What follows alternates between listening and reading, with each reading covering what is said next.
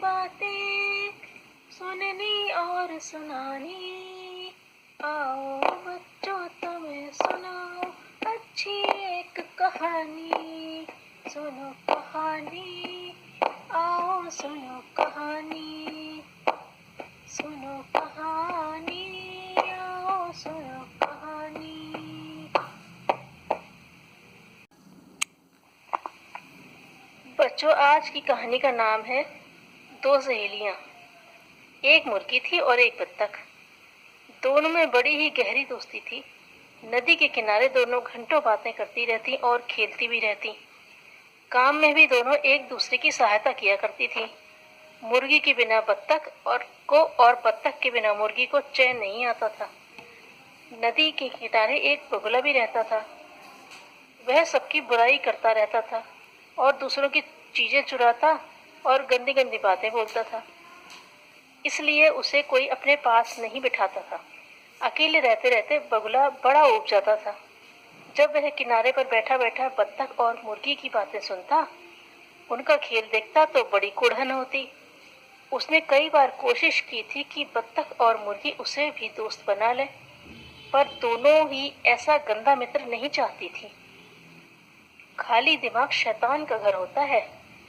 जो काम में नहीं लगा रहता उसे शरारत ही सूझा करती है। बगुले ने सोचा कि किसी भी प्रकार से बत्तख और मुर्गी में फूट डलवाई जाए। एक दिन बगुला पकवान लेकर बत्तख के यहाँ पहुंचा और बोला, बहन, आज मेरा जन्मदिन है, तुम्हारे लिए कुछ मिठाई लाया हूँ। बत्तख ने मिठाई लेने से बहुत मना किया, पर बगुले ने एक न सुनी। वह टोकरी रखकर ही वापस आ गया। कुछ दिन बाद बगुला आमों की टोकरी लेकर मुर्गी के यहाँ पहुंचा। वह कहने लगा, दीदी, ये बड़े ही मीठे मीठे आम मेरे ही बगीचे में लगे हैं, लो तुम चक्कर देख लो।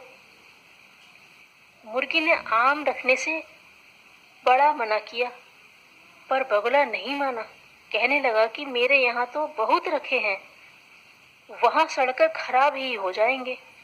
बहुत आग्रह करने पर मुर्गी ने उन आमों को लौटाना भी उचित नहीं समझा। फिर इसी प्रकार किसी न किसी बहाने से बगुला कभी मुर्गी के घर और कभी बत्तख के घर जाने लगा।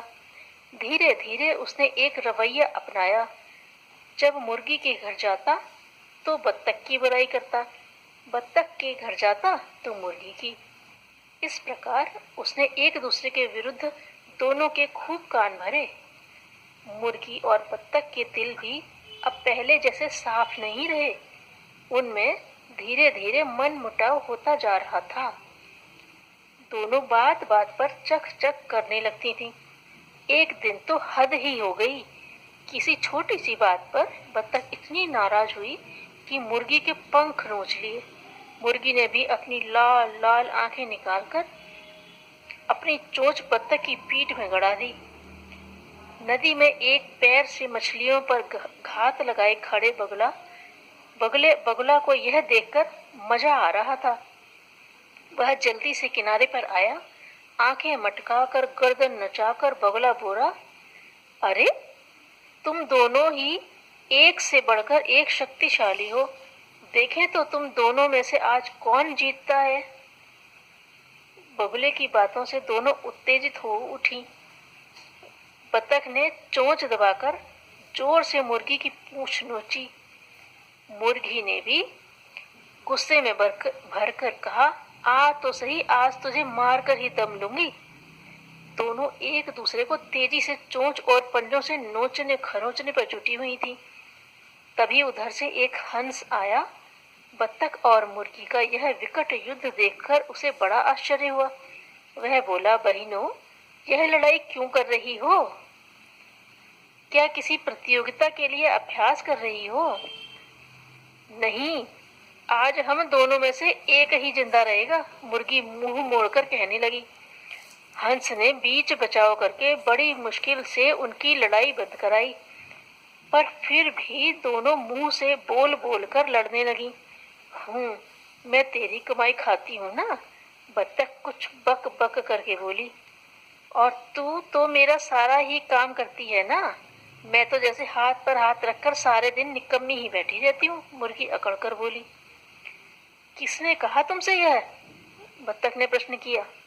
बगुले ने कहा था, मुर्गी बोली। अरे, बगुले ने ही मुझसे यह कहा था कि मुर्गी दीदी कह रही थी कि मैं उनकी कमाई खाती हूँ, बत्तख बोली।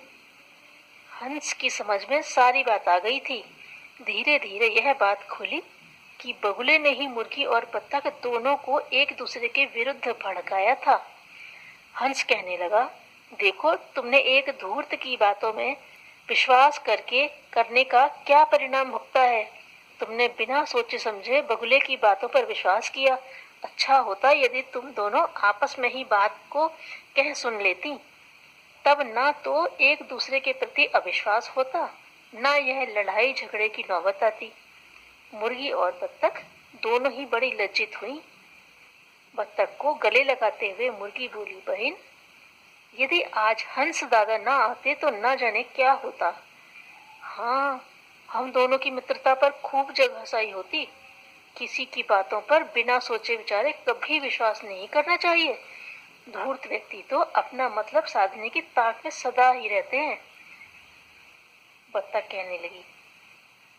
चलो चले। बत्तख ने चलने को अपनी गर्दन उठाई। दोनों ने मिलकर नदी के किनारे हर जगह बगुले को छान मारा, पर वह तो डर कर पहले ही भाग गया था। फिर कभी वापस लौट कर नहीं आया। अब तो मुर्गी और बत्तख पहले से भी ज्यादा पक्की सहेली बनकर रहती हैं।